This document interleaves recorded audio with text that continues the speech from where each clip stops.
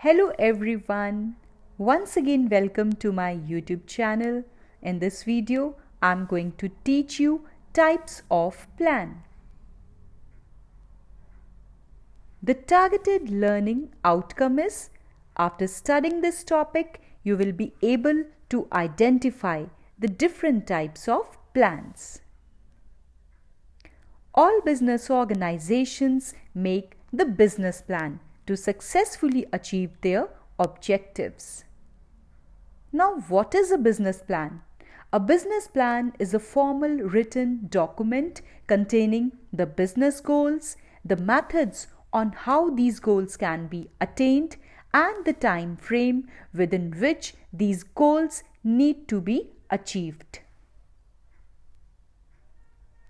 Now, based on what the plans seeks to achieve and the method which the plan would like to adopt, plans can be classified into two different types. These are the standing plans and the single-use plans. The standing plans are the objectives, strategy, policy, procedure, method, and rule. And the single-use plans are program and the budget. So 6 plans under the standing plans and 2 plans under the single-use plans. First of all, the single-use plans. These are those plans which can be used only once and not again and again, whereas standing plans are those which can be used again and again, repeatedly. Examples of standing plans, as discussed just now: objective, policy, strategy, rules, procedure, method, etc. These are formulated once but can be used for a longer period of time repeatedly. Budget and program are the examples of the single-use plans. They can be used for only once, not after that. All levels of management does the making of plans. Top level management make the long-term plans for the entire organization related to products, markets, business organizing, jobs, etc. Middle level management interpret the plans and set the actions, and the lowest level management implement the plans. So all are involved. Now let us start the discussion of the standing use plans. Number 1 is the objective. What is objective? Objective is the end result. What an organization wants to achieve. Objective should be specific, measurable, achievable, relevant, and time-bound. Therefore, we can say that objectives are the desired future position that the management would like to achieve. Objectives are very basic to the organization and they are defined as the ends which management seeks to achieve by its operations. Now, putting this in simple words, we can say that objective is what you would like to achieve. The desired position, the end result are the objectives. Example, an organization may have an objective of increasing the sales by 10-20%, earning a reasonable rate of return on the investments made by it, earning profits from the business 20, 30, 40%, etc. So they represent the end point of planning. All planning is done to achieve the objectives only. They are usually set by the top management of the organization. They define the future state of affair where we want to reach. They serve as a guide for overall business planning. So all planning revolves around the objectives. In an organization, different departments or units may set their own objectives. Now, one thing need to be considered is that objective should be expressed in specific terms. They should be measurable in quantitative terms and should be in the written statement of desired results and to be achieved within a given time period. Now, let's discuss the second type of plan, that is the strategy.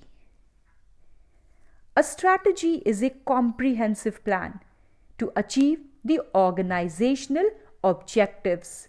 Once you have set your objectives, you need to decide about the action plan. So strategy basically is the action plan.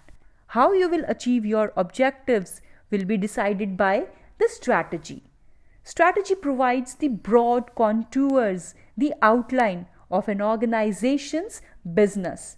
It will also refer to the future decisions, defining the organization's direction and scope in the longer period of time. So to conclude, we can say that strategy is a comprehensive plan. Comprehensive means it is a detailed plan. Every detail is given in the strategy for accomplishing the organizational objectives. This strategy has 3 dimensions. These dimensions are determining the long-term objectives, what you want to achieve. Secondly, adopting a particular course of action, like the steps you need to take to achieve your objectives, and then the allocation of the necessary resources. Whenever strategy formulation is done, it is very important for the management to take into consideration the scanning of the business environment. The dimensions of business environment like the economic, political, social, legal and technological, all these will affect an organization's strategy. So strategies usually take the course of forming the organization's identity in the business environment. Now, major strategic decisions will include like decisions related to whether an organization will continue in the same line of business or it will adopt a new line, or combine the new line of activity with the existing business, or seek to acquire a dominant position in the same market. Dominant means a very strong position in the market. Now let's discuss a company's marketing strategy. A company's marketing strategy has to address certain questions. The questions could be: who are the customers for whom you want to produce the goods and the services? What is the demand for the product? Which channel of distribution we should use, the direct channel or the indirect channel? What is the pricing policy and how we should advertise our product. So these and many more issues will be resolved while formulating a marketing strategy. So strategies can be made for different things. Now, the policy. What is a policy? Policy can be defined as an organization's general response to a particular problem or a situation. In simple words, it is the organization's own way of handling the problem. Policies are made at every level because managers at every level need to decide or predetermine the way of handling a situation, and policy acts as a guide to take decisions in unexpected situations. So they are the guides to managerial action and decisions in the implementation of the strategy. For example, a company may have a recruitment policy, a pricing policy. If there is an established policy, it becomes very easy for the management, for the managers to resolve the problems or the issues. So as such, a policy is a general response to a particular problem or situation. There are various kinds of policies, major and minor policies. Policies are for all levels, all departments. Major company policies are for all to know. Customers, clients, competitors, and minor policies are basically applicable for the insiders, and they contain the minute means the smallest details of information vital to the employees of an organization. Policy formulation always encourages initiative of employees because employees have to deal with situations, and the way of handling the situation is decided in consultation with the employees. Then they will be able to handle the situation in a better way.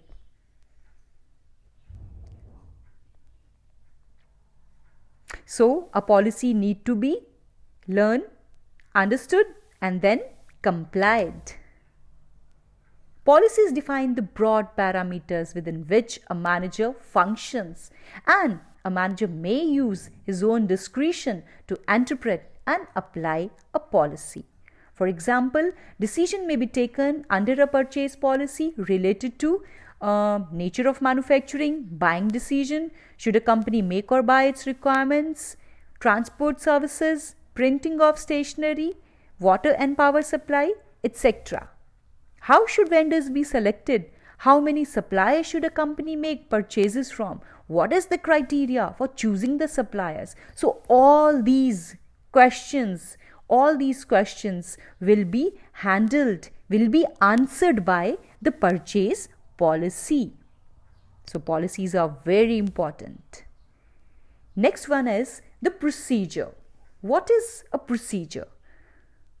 Procedures are the required steps established in advance to handle the future conditions. The sequence of steps to be followed by employees in different situations must be predetermined so that everyone follows the same steps. The procedure can be defined as the exact manner in which an activity has to be accomplished. So, they are specified in the chronological order. For example, there may be a procedure for requisitioning the supplies before production. Procedures are the specified steps to be followed in particular circumstances, and they are meant for insiders. The sequence of steps or actions to be taken are generally to enforce a policy and to attain the predetermined objectives. One thing which you need to take into consideration, which you need to remember, is that policies and procedures, they both are interlinked with each other. Procedures are steps to be carried out within the broad policy framework. So both are connected. Now let's move on to the next type of plan, that is the methods. Methods can be defined as formalized or systematic way of doing the routine or the repetitive jobs. The managers decide in advance the common way of doing a job so that there is no doubt in the mind of the employees. There can be uniformity.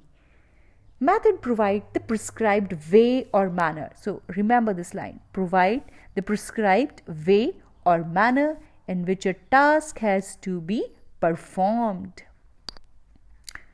The method may vary from task to task, and it is up to the managers to choose a particular proper method. Method should be good, which saves the time, saves the money and the effort, and should increase the efficiency. Different methods can be used by the organization for the training of employees. From so many choices of methods of training are available. Top management training method could be different than the lower level management. For example, for higher level management, orientation programs, lectures, seminars could be conducted, whereas for the supervisory level, on-the-job training methods and work-oriented methods will be appropriate. So we need to choose a particular method which will give maximum benefits. Next is the rule. What is a rule? Rules need to be followed. You shall, you will, and you must follow the rules. Rules spell out specific action or non-action of the employees. There is no discretion allowed in the rules. They must be followed strictly, and if rules are not followed, then strict action can be taken against employees who are disobeying the rules. Fines can be imposed. Rules are specific statements that inform what is to be done and what is not to be done. They do not allow any flexibility. It means rules are very rigid. It reflects a managerial decision that a certain action must or must not be taken. They are the simplest type of plan. Always remember this thing. If someone asks you about the simplest type of plan, that is the rule, because there is no compromise in the rules unless management makes a policy change, change in the policy decision. Like in this picture, you can see a few examples of the rule. No smoking. It means this is a complete no, smoking is not allowed. You need to wear the safety helmet, safety footwear at the time of working in the factory, or you need to wash your hands properly. So all these are the examples of rule. What is to be done and what is not to be done. Now it's time to discuss the single-use plans. And the first single-use plan is the program. Program are the combination of the objectives, policies, procedures, and rules. Programs are detailed statements about a project. So whenever you undertake a project, you need to make a program. Program includes so many different type of plans in it. Objectives will be set, policies will be made, procedures will be adopted, rules will be set, task, human, physical resources will be allocated, and budget need to be implemented to successfully complete a particular project. For example, you might have undertaken a project of construction of a building, construction of a flyover, or opening of a new department. So for this particular project, you need to make a program, and program will in itself include so many different kind of plans. So program will include the entire gamut, complete range of activities, as well as the organization's policy and how it will contribute to the overall business plan. The minutest, even the smallest details are worked out. Now, the last type of plan and the second type of single plan is the budget. What is a budget? A budget is a statement of expected results expressed in numerical terms. It is a plan which quantifies the future facts and figures. It means budget is something. It is a type of plan which is made for the future and is quantitative. For example, sales budget, cash budget, production budget, and so on. Many kind of plans can be, many kind of cash budgets, sales budgets can be made. So budget is a single-use plan. For example, a sales budget may forecast the sales of different products in each area for a particular month or a period of time. Budget can also be made to show the number of workers required in the factory at the peak production time. So budget represent all items in number. It means budget is numeric in terms. It becomes very easier to compare the actual figures with the expected figures and to take the corrective action. So budget is a control device. Very important line. Budget is a control device. How? because you can compare your actual figures, your actual performance with the target set. And then if there is any deviation, you can take the necessary action. So deviations can be taken care of. But making a budget involves forecasting.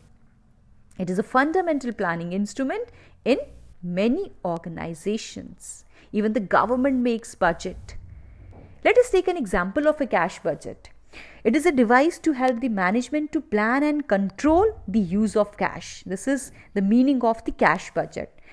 It is a statement showing the estimated cash inflows, that is the receipts, and the cash outflows for a particular period of time, so that you can determine the net cash position. How it can be determined? By finding out the difference between the inflows and the outflows. The difference could give you either the surplus or the deficiency. Now, with the help of this cash budget, management can take the right decision of holding adequate balance for various purposes. It should be very important to avoid the excessive balance of cash because it will not give you any returns. Same time, there should not be any scarcity of cash. Otherwise, conducting day-to-day activities will become difficult. So, business has to assess and plan its need for cash with a degree of caution. Now, let us recapitalize whatever we discussed today. We discussed 8 types of plans. Number 1, objective. Objectives are the end results, the desired future position which we want to attain. Strategy. Strategy is the comprehensive plan to attain the objectives. Policy. These are the general statements that guide thinking or channelize energies towards a particular direction, helps in making decisions. What are the procedures? Procedures are the routine steps on how to carry out the activities. Next is the methods. Method is the prescribed way or manner in which a task has to be performed. Next is the rules. Rules are the statements that tell you what is to be done and what is not to be done. Program. Program are the detailed statement about a project. Remember this word, project. Budget. Budget is a statement of expected results expressed in numeric terms. I hope you have understood all the concepts, all the type of plans which I discussed with you in this video. Thanks for watching and please like and share this video.